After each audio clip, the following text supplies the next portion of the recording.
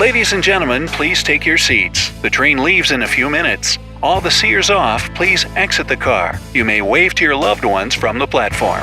We hope you'll enjoy the trip. Drinks and snacks will be served soon. Get ready to travel through time. Our next stop is a medieval monastery in Modena.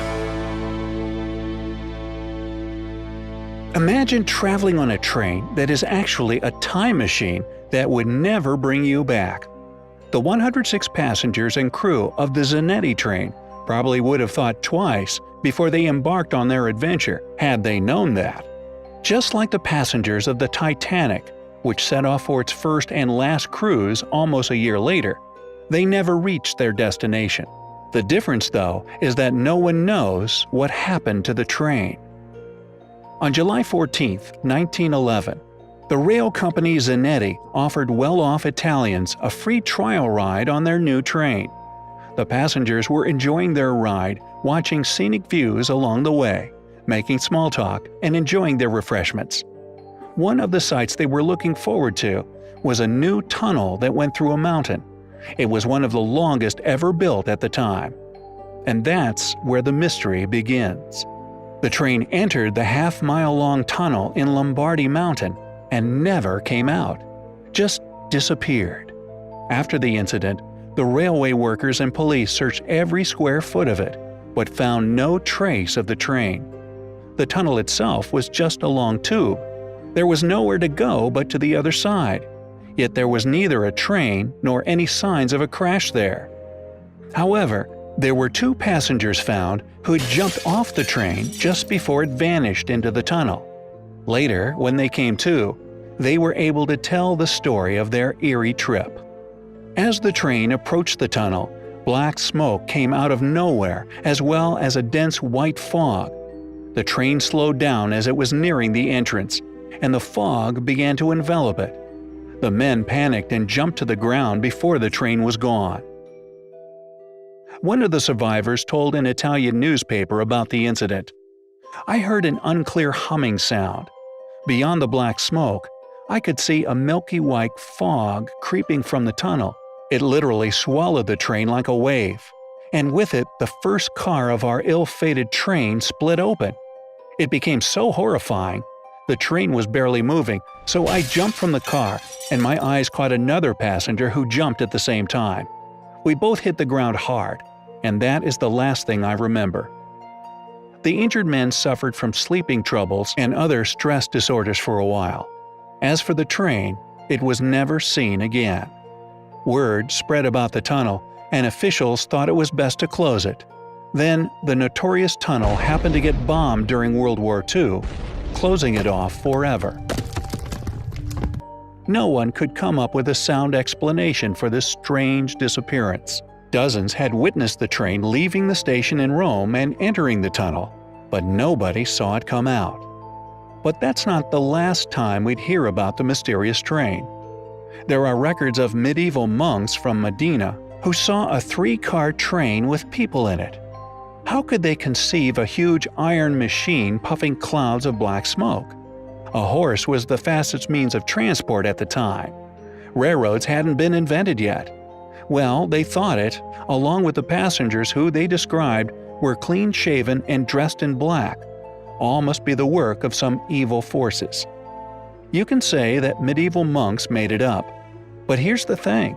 Their report was kept in the records of Castasolia, stored by the Sagino family, and one of the survivors of the train had the name Sagino. Then, in the 1840s, there's a report that the Zanetti passengers were seen in Mexico. A psychiatrist in a local hospital left notes saying that a group of 104 Italians were all admitted in a hysterical state. They were all dressed in strange clothes, obviously from a different place, and claimed they were traveling from Rome by a Zanetti train. One of the passengers actually had a cigarette box with a future date of 1907 on it. They say it is still kept in a Mexican museum. The psychiatrist concluded that it was a case of mass insanity, but he failed to come up with any explanation for it. There are no records left of the patients after that. Many years later, the train appeared again in Europe. On October 29, 1955, A three-car, old-fashioned train appeared not far from Zavalichi, a small village in Ukraine. The signalman, Pyotr Ustimenko, saw it moving soundlessly. He reported that he had been on duty that night and suddenly saw a train that wasn't on the schedule. The train was heading without tracks to Gasford Mountain. He thought he was seeing things and rubbed his eyes, but there it was, with shut curtains, open doors, and an empty driver's cabin. Ustimenko had never seen a train like that before, but he knew it was old, definitely a pre-war model. The description he gave was the same as that of the Zanetti. It's unlikely a signalman from a remote town in the USSR would know anything about an Italian train lost at the beginning of the 20th century. Another interesting note about this sighting is that at the end of the 19th century, there was an Italian cemetery built on Gasford Mountain near Sevastopol. About 2,000 Italian soldiers who died during the Crimean War were buried there. Later, a railroad from Balaclava was constructed over the former cemetery, but then was destroyed after the Revolution of 1917 because it was no longer used. Was the ghost train riding on ghost tracks to meet its Italian brethren? I guess we'll never know. And again, this wasn't the last account of the train appearing. As crazy as all this sounds, could there be a scientific explanation of the ghost train adventures? Some believe all the railroads in the world form a sort of connected web that has its own magnetic field. The trains serve as electric conductors between the Earth's natural magnetic field and the artificial one. The conflict between the two forces creates fractures in time with endless holes. This explanation is based on Einstein's theory of relativity and Minkowski's definition of distance. These fractures are called chronal holes. Sometime before the Zanetti train left the station, there had been an earthquake where the tracks were. It's believed the crust fracture, which appeared under Lombardy Mountain, created a time anomaly at the entrance to the tunnel. The train became the link necessary to dig through time and space, and it fell from its time vector where it belonged and could move to other times.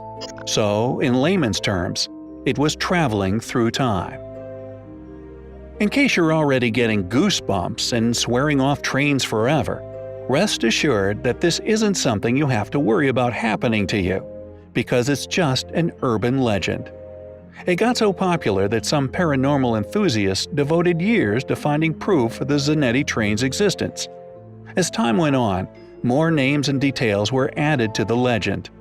However, if you try to look up the rail company Zanetti, Castasolia, the Zangino family, or a signalman named Pyotr Ustimenko, you'll only find links to different versions of this legend.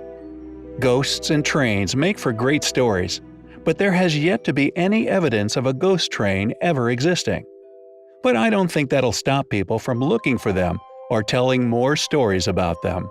If you have the time, you can find dozens of stories about ghost trains to keep you entertained. One of the most popular stories is a play written by Arnold Ripley in 1923, The Ghost Train, that was inspired by a creepy night he spent at a remote railway station. Sounds like a pretty good read. Now, do you know any other urban legends? Let me know down in the comments. If you learned something new today, then give this video a like and share it with a friend. But hey, don't go anywhere just yet. We have over 2,000 cool videos for you to check out. All you need to do is pick the left or right video, click on it, and have fun. Stay on the bright side of life.